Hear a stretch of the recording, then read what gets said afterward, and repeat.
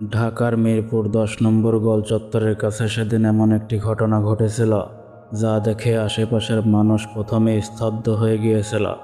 তারপর একে একে সবার চোখ ছলছল করে উঠেছিল, কারণ দৃশ্যটি শুধু একটি মানুষের অপমানের গল্প ছিল না, সেটি ছিল সমাজের একটি কুৎসিত সত্যর মুখোমুখি হওয়ার মুহূর্ত, যেখানে টাকার অহংকার একজন নিরীহ মানুষের সম্মানকে পায়ের তলায় মারিয়ে দিতে চেয়েছিল। কিন্তু শেষ পর্যন্ত সেই অহংকারের পরিণতি যা হয়েছিল তা কেউ সেদিন ভাবতেও পারেনি। রহিমা বেগমের বয়স ৪৫ বছর, কিন্তু তার মুখের ভাঁজে ভাঁজে যে ক্লান্তি জমে আছে তা দেখলে মনে হয় যেন তিনি ৪৫ বছর নয়, বরং একটি পুরনো জীবনের যন্ত্রণা একসাথে বহন করে চলেছেন। প্রতিটি রাতে ঘুমাতে যাওয়ার আগে তিনি একবার তার ২ সন্তানের মুখের দিকে তাকান আর ভাবেন, আগামীকাল আবার সকাল হলে প্যাডেলে পা দিতে হবে, রোদে পুড়তে হবে, বৃষ্টিতে ভিজতে হবে, তবুও থামা যাবে না। তার স্বামী করিম মিয়া ৩ বছর আগে একটি নির্মম দুর্ঘটনায় তার ডান হাত প্রায় অকেজো হয়ে যাওয়ার পর থেকে ঘরে বসে আছেন। ছোটোখাটো কাজ করতে পারেন, কিন্তু ভারী কাজ করার ক্ষমতা তার আর নেই। আর তখন থেকেই রহিমা বেগম সংসারের হাল ধরেছেন ২ হাতে। মিরপুরের রাস্তায় রিক্সা চালিয়ে প্রতিদিন ৩ থেকে ৪০০ টাকা রোজগার করেন, যার থেকে রিক্সার মালিককে ১৫০ টাকা ভাড়া দেওয়ার পর হাতে যা থাকে তা দিয়েই ৪ জনের সংসার চালান। সেদিন ছিল বৃহস্পতিবার, জুলাই মাসের মাঝামাঝি সময়। আকাশে মেঘ থাকলেও রোদের তাপ একটুও কমেনি, বরং গুমোট গরমে রাস্তার পিচ গলে যাওয়ার জোগাড়।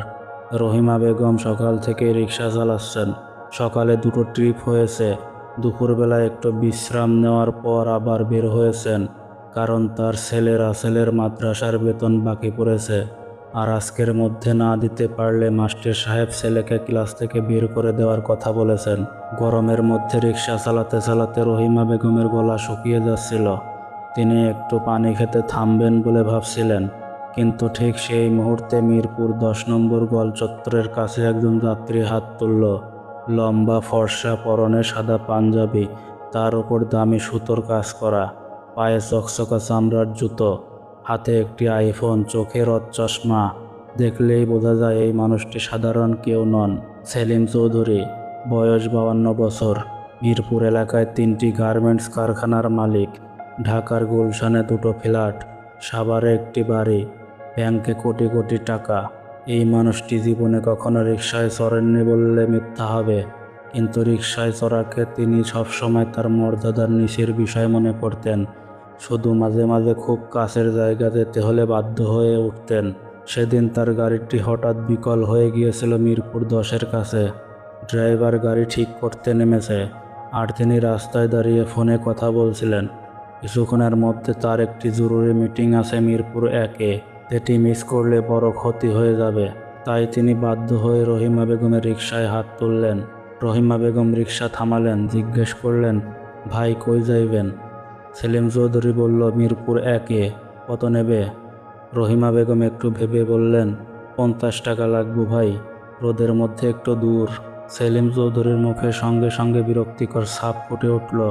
তিনি বললেন, ৫০ টাকা? এত কম দূরে ৫০ টাকা? ৩০ টাকায় যাবে? রহিমা বেগম একটু নরম হয়ে বললেন, ভাই ৩০ টাকা একটু কম হয়ে যায়, আপনি ৪০ দেন জামো। সেলিম চৌধুরী রিকশায় উঠতে উঠতে বললেন, ৩০-এই যাবে। রহিমা বেগম আর কথা বাড়ালেন না, কারণ তার প্রয়োজন ছিল, ছেলের বেতনের টাকা লাগবে, আজকে যত বেশি পারা যায় ট্রিপ মারতে হবে। তাই তিনি প্যাডেলে পা দিলেন এবং রোদের মধ্যে ঘাম ঝরিয়ে রিকশা চালাতে লাগলেন। মিরপুর ১-এ পৌঁছানোর পর রহিমা বেগম রিকশা থামালেন এবং ভদ্রভাবে বললেন, ভাই ভাড়া? সেলিম চৌধুরী পকেট থেকে একটি ৫০০ টাকার নোট বের করে এগিয়ে দিয়ে বললেন, ভাঙতি নেই, পরে নিও। রহিমা বেগম বললেন, ভাই আমার কাছে ভাঙতি আছে, আপনি দেন। সেলিম চৌধুরী তখন একটু অবাক হলেন। তিনি ভেবেছিলেন ভাঙতির কথা বলে চলে যাবেন, কিন্তু রহিমা বেগমের কাছে ভাঙতি থাকায় তিনি বাধ্য হয়ে ৫০০ টাকার নোটটি এগিয়ে দিলেন। রহিমা বেগম ৪৭০ টাকা ফেরত দিলেন। সেলিম চৌধুরী টাকা নিয়ে যেতে যেতে বললেন, এই ভাড়া ৩০ টাকা ছিল, কিন্তু তোমার রিকশায় চড়তে গিয়ে আমার পাঞ্জাবিতে ঘাম লেগে গেছে, এই ক্ষতিটা কে দেবে? রহিমা বেগম থমকে গেলেন। এই কথাটি তিনি আশা করেননি। কিন্তু তারপরেও শান্তভাবে বললেন, ভাই, রোদের মধ্যে চললে ঘাম লাগবেই, আমি কি করবো? সেলিম চৌধুরী হঠাৎ রেগে গিয়ে বললেন, তোমাদের মতো লোকদের কারণে রাস্তায় বের হওয়া যায় না, নোংরা রিকশায় উঠিয়ে দামি কাপড় নষ্ট করো। এই কথা বলতে বলতে তিনি এমন একটি কাজ করলেন যা আশেপাশের কেউই আশা করেননি। সেলিম চৌধুরী হঠাৎ রহিমা বেগমের হাতের কবজিতে একটি ধাক্কা দিলেন। রহিমা বেগম ব্যালেন্স হারিয়ে রিকশাসহ একটু হেলে গেলেন। তার হাত থেকে কয়েকটি টাকা মাটিতে পড়ে গেল, আর সেলিম চৌধুরী সেই টাকাগুলো মাটিতে পড়ে থাকতে দেখেও না দেখার ভান করে দ্রুত হাঁটতে লাগলেন। রাস্তায় তখন অনেক মানুষ ছিল, দোকানদার, পথচারী, আরও কিছু রিকশাওয়ালা, এবং সবাই এই দৃশ্যটি দেখল। কিন্তু প্রথম কয়েক সেকেন্ড কেউই কিছু বলল না, কারণ এই সমাজে অনেক সময় ক্ষমতাবানের অন্যায়ের সামনে সাধারণ মানুষ নিজেকে গুটিয়ে নেয়। কিন্তু এবার তা হলো না। রাস্তার পাশে একটি ছোট চায়ের দোকানে বসে চা খাচ্ছিলেন তাহমিনা আক্তার। বয়স ৩৫, পেশায় একজন সাংবাদিক, কাজ করেন একটি অনলাইন নিউজ পোর্টালে। তিনি পুরো ঘটনাটি নিজের চোখে দেখলেন এবং তার হাতে সেই মুহূর্তে ছিল তার স্মার্টফোন, যেটিতে তিনি তখন তার বন্ধুকে ভিডিও কল করেছিলেন। তাহমিনা আক্তার দ্রুত চায়ের কাপ রেখে উঠে গিয়ে রহিমা বেগমের কাছে গেলেন, মাটিতে পড়া টাকাগুলো তুলে দিলেন এবং জিজ্ঞেস করলেন, আপা, আপনি ঠিক আছেন তো? রহিমা বেগমের চোখে তখন পানি আসছিল, কিন্তু তিনি কাঁদছিলেন না। তিনি শুধু বললেন, আমি ঠিক আছি মা, কিছুই হয়নি। কিন্তু তাহমিনা আক্তার জানতেন যে কিছু না হলেও এই অন্যায়টি চুপ করে দেখে থাকা ঠিক হবে না। তিনি ইতিমধ্যে পুরো ঘটনার একটি অংশ তার ফোনে রেকর্ড হয়ে যাওয়া ভিডিওতে দেখতে পেয়েছিলেন, কারণ ভিডিও কলের সময় ফোনের ক্যামেরা চালু ছিল এবং ঘটনার বেশিরভাগ অংশ স্বয়ংক্রিয়ভাবে রেকর্ড হয়ে গিয়েছিল। তাহমিনা আক্তার আরও কিছু মানুষের কাছ থেকে প্রত্যক্ষদর্শীর বক্তব্য নিলেন, রহিমা বেগমের সংক্ষিপ্ত সাক্ষাৎকার নিলেন এবং তারপর সেলিম চৌধুরীর পেছনে হাঁটতে লাগলেন, কারণ তিনি বেশি দূর যাননি, একটি বিল্ডিংয়ের ভিতরে ঢুকেছিলেন। সেই রাতে তাহমিনা আক্তার তার নিউজ পোর্টালে খবরটি প্রকাশ করলেন। শিরোনাম ছিল, ৩০ টাকার ভাড়া নিয়ে রিকশা চালক নারীকে ধাক্কা দিলেন পোশাক শিল্প ব্যবসায়ী সেলিম চৌধুরী। খবরের সাথে ছিল সেই আধা মিনিটের ভিডিও ক্লিপ, যেখানে স্পষ্ট দেখা যাচ্ছে সেলিম চৌধুরী রহিমা বেগমকে ধাক্কা দিচ্ছেন এবং টাকা মাটিতে পড়ে যাচ্ছে। রাত ১২টার মধ্যে খবরটি সোশ্যাল মিডিয়ায় ভাইরাল হয়ে গেল। ফেসবুকে শেয়ার হলো হাজারবার, ইউটিউবে ভিডিওটি ছড়িয়ে পড়ল, টুইটারে ট্রেন্ড করতে লাগলো সেলিম চৌধুরীর নাম। মানুষজন ক্ষোভে ফেটে পড়লেন। কেউ লিখলেন, এই মানুষ কিভাবে ব্যবসা করে? কেউ লিখলেন, গার্মেন্টস শ্রমিকদের ঘাম ঝরিয়ে কোটি কোটি টাকা বানিয়ে এখন রিকশাওয়ালাকে মারে। কেউ লিখলেন, এই লোকের কারখানার পণ্য বয়কট করো। মাত্র কয়েক ঘন্টার মধ্যে সেলিম চৌধুরীর গার্মেন্টসের ফেসবুক পেজে নেতিবাচক মন্তব্যের ঢল নামল। তার ব্যক্তিগত প্রোফাইলে হাজারো মানুষ ক্ষোভের বার্তা পাঠাতে লাগলেন এবং একটি গ্রুপ তার কারখানার পণ্য বয়কটের আন্দোলন শুরু করলো। পরদিন সকালে সেলিম চৌধুরী ঘুম থেকে উঠে ফোন হাতে নিয়ে যা দেখলেন, তাতে তার মুখ ফ্যাকাশে হয়ে গেল। তার ফোনে শত শত মিস কল, শত শত মেসেজ, তার ব্যবসায়িক অংশীদারদের মেসেজ এবং কারখানার ম্যানেজারদের কল, এবং তিনি বুঝতে পারলেন যে রাতের মধ্যে পরিস্থিতি তার ধারণার চেয়ে অনেক বেশি জটিল হয়ে গেছে। তার একজন ব্যবসায়িক অংশীদার, যিনি ইউরোপে পোশাক রপ্তানি করেন, তিনি মেসেজ করেছেন, সেলিম ভাই, ইউরোপের বায়াররা ভিডিওটি দেখেছে। তারা জানতে চাইছে, এটা কি সত্যি আপনি?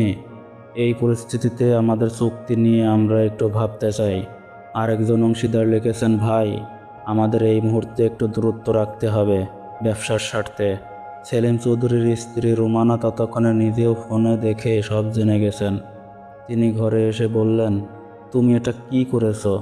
একজন গরিব মানুষকে ধাক্কা দিয়েছো? এই কাজটা কি তোমাকে মানায়? সেলিম চৌধুরী বললেন, ওটা অতটা বড় ঘটনা ছিল না, মিডিয়া বাড়িয়ে বলেছে। রোমানা বললেন, ভিডিও তো আছে, ভিডিওতে স্পষ্ট দেখা যাচ্ছে, এখন সত্যি কথা বলো। সেলিম চৌধুরী চুপ করে রইলেন, কারণ অস্বীকার করার কোনো উপায় ছিল না। সেদিন বিকেলে সেলিম চৌধুরীর একটি কারখানার শ্রমিকরা কাজ বন্ধ রাখলেন। প্রায় ৩০০ শ্রমিক কারখানার গেটের বাইরে দাঁড়িয়ে স্লোগান দিতে লাগলেন। তারা দাবি করলেন যে মালিক যদি প্রকাশ্য ক্ষমা না চান তাহলে তারা কাজে ফিরবেন না।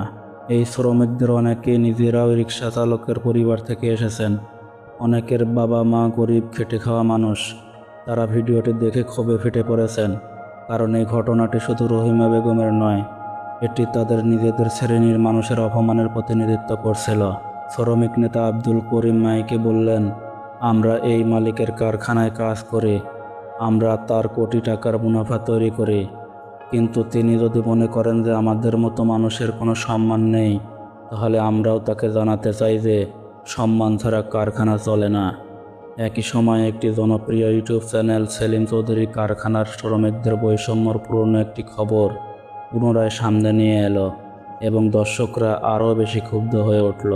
এত কিছুর মধ্যে রহিমা বেগম সেদিন সকালেও রিক্সা নিয়ে বের হয়েছিলেন, কারণ তার ছেলের বেতন এখনও বাকি, সংসার চলছে, জীবন থেমে নেই। তিনি জানতেন না যে তাকে নিয়ে সারা দেশে এত কথা হচ্ছে। তিনি ফেসবুক চালাতেন না, টেলিভিশন দেখার সময় ছিল না। তিনি শুধু জানতেন যে আজকে রাস্তায় বের হলে তার পরিচিত কয়েকজন রিক্সাওয়ালা তাকে বললেন, রহিমা আপা, তোমার কথা তো সব জায়গায় হচ্ছে। রহিমা বেগম বললেন, কি হচ্ছে ভাই? তারা তাকে ফোনে ভিডিওটি দেখালেন। রহিমা বেগম দেখলেন এবং একটু চুপ করে রইলেন। তারপর বললেন, ভাই, এসব দিয়ে কি হবে? ছেলের বেতন দেওয়ার টাকা নেই আমার, রিক্সা চালাতে হবে। এই কথাটি কিভাবে যেন সেই রিক্সাওয়ালা ভাইয়ের কাছ থেকে তাহমিনা আক্তারের কাছে পৌঁছে গেল এবং তাহমিনা আক্তার এই কথাটি তার পোর্টালে লিখলেন। এই একটি বাক্য, ছেলের বেতন দেওয়ার টাকা নেই আমার, রিক্সা চালাতে হবে। এই কথাটি মানুষের হৃদয়ে এমনভাবে আঘাত করল যে অনেকেই কাঁদলেন, অনেকেই বললেন, এই মানুষটাকে আমরা সাহায্য করতে চাই। পরদিন সকালে রহিমা বেগম যখন রিক্সা নিয়ে বের হলেন, তখন তার রিক্সার পাশে একজন যুবক এসে দাঁড়ালো এবং বলল, আপা, আমি সাইফুল, আমার অফিস মিরপুর 6-এ। আমি রোজ আপার রিক্সায় যাব, আর আপার ছেলের মাদ্রাসার বেতনটা আমি দিতে চাই। রহিমা বেগম অবাক হয়ে বললেন, কেন ভাই, তুমি তো আমাকে চেনো না। সাইফুল বলল, আপনার কথা পড়ে আমার খুব কষ্ট লেগেছে আপা, আমিও একজন শ্রমিকের ছেলে। সেদিন আরও অনেকে এলেন, কেউ রহিমা বেগমের হাতে টাকা দিলেন, কেউ বললেন নিয়মিত তার রিকশায় চড়বেন। একটি স্থানীয় সংগঠন এসে বলল তারা রহিমা বেগমকে একটি নতুন রিকশা কিনে দিতে চান, যাতে তিনি আর মালিককে ভাড়া না দিয়েও চালাতে পারেন। মোট মিলিয়ে সেই 2 দিনে রহিমা বেগমের কাছে সাধারণ মানুষের ভালোবাসায় প্রায় 25,000 টাকা জমে গেল। এই টাকা দিয়ে ছেলের বেতন তো মিটল, সাথে অনেক মাসের বেতনও পরিশোধ হয়ে গেল। করিম মিয়ার চিকিৎসার জন্য কিছু টাকা রাখা গেল। সেলিম চৌধুরীর জন্য এই কয়েকদিন ছিল জীবনের সবচেয়ে কঠিন সময়। ইউরোপের 2টো বায়ার তাদের অর্ডার সাময়িকভাবে স্থগিত করে দিল, যতক্ষণ না পরিস্থিতি পরিষ্কার হয়। তার একজন দীর্ঘদিনের ব্যবসায়িক অংশীদার তাকে জানালো যে তারা চুক্তি নবায়ন না করার কথা ভাবছে। কারখানায় শ্রমিক অসন্তোষ চলছে। সব মিলিয়ে মাত্র 3 দিনে তার আনুমানিক ক্ষতি হয়ে গেছে কয়েক লাখ টাকা। তার স্ত্রী রুমানা এই পুরো সময় তার সাথে কথা বলা প্রায় বন্ধ রেখেছিলেন। বড় ছেলে বিশ্ববিদ্যালয়ে পড়ে। সে ফোন করে বলল, বাবা, আমার বন্ধুরা আমাকে জিজ্ঞেস করছে, এটা কি সত্যি তুমি? সেই মুহূর্তে সেলিম চৌধুরীর মুখ লজ্জায় নুয়ে এলো। ব্যবসার ক্ষতি সহ্য করা যায়, কিন্তু নিজের ছেলের সামনে ছোট হওয়া এই কষ্টটি তিনি সহ্য করতে পারলেন না। তার স্ত্রী রুমানা সেই রাতে তার পাশে বসে বললেন, সেলিম, তুমি কি একবারও ভেবেছ যে ওই মহিলা কেন রোদের মধ্যে রিক্সা চালাচ্ছিলেন? তার কি কোনো পছন্দ ছিল? তিনি কি মজা করে রিক্সা চালাচ্ছিলেন? যে মানুষটি এই গরমে তোমাকে গন্তব্যে পৌঁছে দিল, তুমি তাকে ধাক্কা দিলে মাত্র 30 টাকার জন্য। তুমি কি সত্যিই মনে করো এটা ঠিক ছিল? সেলিম চৌধুরী অনেকক্ষণ চুপ করে রইলেন, তারপর বললেন, না, ঠিক ছিল না। পরদিন সকালে সেলিম চৌধুরী তার পিআর ম্যানেজারকে ডাকলেন না, কোনো বিবৃতি তৈরি করলেন না। তিনি সরাসরি তাহমিনা আক্তারকে ফোন করলেন এবং বললেন যে তিনি রহিমা বেগমের সাথে সরাসরি দেখা করতে চান। তাহমিনা আক্তার রহিমা বেগমকে জিজ্ঞেস করলেন। রহিমা বেগম প্রথমে রাজি হতে চাননি, কিন্তু তাহমিনা আক্তার বললেন, আপা, এই সুযোগটা নিন, এতে শুধু আপনার নয়, অনেক মানুষের উপকার হবে। সেদিন বিকেলে মিরপুর 10-এর কাছে একটি চায়ের দোকানে সেলিম চৌধুরী এলেন। কোনো দামি পোশাক নয়, সাধারণ কাপড়ে। তার স্ত্রী রুমানাও এসেছিলেন। রহিমা বেগম রিক্সা রেখে সেখানে এলেন। তার পরনে সেই পুরনো শাড়ি, মাথায় কাপড় দেওয়া, কিন্তু তার চোখে একটি অদ্ভুত শান্তি ছিল। সে শান্তি অন্যায়ের সামনে মাথা না নোয়ানোর মানুষের থাকে। সেলিম চৌধুরী সামনে দাঁড়িয়ে বললেন, রহিমা বেগম, আমি সেদিন যা করেছি তা অত্যন্ত ভুল ছিল এবং আমি সত্যি লজ্জিত। আমি আপনার কাছে ক্ষমা চাইছি। রহিমা বেগম একটু চুপ করে রইলেন। তারপর বললেন, আপনি মাফ চেয়েছেন, আমি মাফ করলাম, কিন্তু আমার একটা কথা আছে। সেলিম চৌধুরী বললেন, বলুন। রহিমা বেগম বললেন, আমার মতো অনেক মানুষ রাস্তায় কাজ করেন, তারা কেউই আপনার চেয়ে কম মানুষ না। আমরা গরিব হতে পারি, কিন্তু আমাদেরও সম্মান আছে। আপনি যদি সত্যি অনুতপ্ত হন, তাহলে আগামীতে এই কথাটা মনে রাখবেন। সেলিম চৌধুরীর চোখে পানি এসে গেল এবং রুমানা তার স্বামীর হাত ধরলেন। এরপরের ঘটনাগুলো আস্তে আস্তে ঘটল। সেলিম চৌধুরী তার কারখানার শ্রমিকদের সামনে প্রকাশ্যে বক্তব্য দিলেন এবং বললেন যে তিনি তার আচরণে লজ্জিত এবং তিনি কারখানার শ্রমিকদের জন্য একটি কল্যাণ তহবিল তৈরির ঘোষণা দিলেন। শ্রমিকরা তাকে সুযোগ দিলেন। তিনি রহিমা বেগমকে একটি নতুন রিকশা কিনে দিতে চেয়েছিলেন, কিন্তু রহিমা বেগম সেটি নিতে রাজি হননি। বলেছিলেন, আমার দরকার নেই, অন্যায় করে দেওয়া উপহার আমি নেব না। আপনি যদি কিছু করতে চান, মিরপুরের গরিব শিশুদের জন্য কিছু করুন। সেলিম চৌধুরী সেই কথা রেখেছিলেন। মিরপুরে একটি গরিব শিশুদের পাঠশালার জন্য তিনি নিয়মিত অনুদান দিতে শুরু করলেন। আর রহিমা বেগম, তিনি সেই 25,000 টাকায় একটি রিকশা কিনলেন নিজের নামে। আর এখন তাকে কাউকে ভাড়া দিতে হয় না, পুরো আয়টাই তার। ছেলে রাসেল মাদ্রাসায় পড়ছে, মেয়ে রবি স্থানীয় স্কুলে ভালো ফলাফল করেছে, পরে মিয়ার চিকিৎসাও চলছে। এই গল্পটি শুধু 30 টাকার ভাড়ার বিতর্কের গল্প নয়, এটি আমাদের সমাজের সেই চিরন্তন সত্যর গল্প যে অহংকারের পতন অনিবার্য এবং সম্মান কখনো টাকা দিয়ে কেনা যায় না। রহিমা বেগম সেদিন রোদের মধ্যে রিক্সা চালিয়ে যখন ঘাম ঝরাচ্ছিলেন, তখন তিনি শুধু তার কাজ করছিলেন, একটি সৎ, পরিশ্রমী মানুষের পেশা, যার মধ্যে কোনো লজ্জা নেই, কোনো ছোটত্ব নেই। আর সেলিম চৌধুরী সেদিন যখন 30 টাকার জন্য একজন মানুষকে ধাক্কা দিয়েছিলেন, তখন তিনি আসলে নিজেকেই ধাক্কা দিয়েছিলেন, তার সম্মানকে, তার মানবিকতাকে। এই পৃথিবীতে অনেক কিছুই ক্ষমতা দিয়ে দাবিয়ে রাখা যায়, কিন্তু সত্যকে দাবিয়ে রাখা যায় না। এবং একজন পরিশ্রমী মানুষের সম্মান রক্ষার জন্য সমাজের মানুষ যখন একসাথে দাঁড়িয়ে যায়, তখন বোঝা যায় যে এই সমাজটা এখনও সম্পূর্ণ মরে যায়নি, এখনও মানুষের মধ্যে মানবতা বেঁচে আছে। রহিমা বেগম আজও রিক্সা চালান, কিন্তু এখন তার নিজের রিক্সা, নিজের স্বাধীনতা আর মাথা উঁচু করে চলার শক্তি, যা কেউ কেড়ে নিতে পারেনি, পারবেও না। বন্ধুরা, গল্পটি এখানেই শেষ। গল্পটি ভালো লাগলে একটি লাইক দিয়ে বন্ধুদের সাথে শেয়ার করে দিন, আর আমাদের ইউটিউব চ্যানেলটি সাবস্ক্রাইব করে রাখুন। আল্লাহ হাফেজ।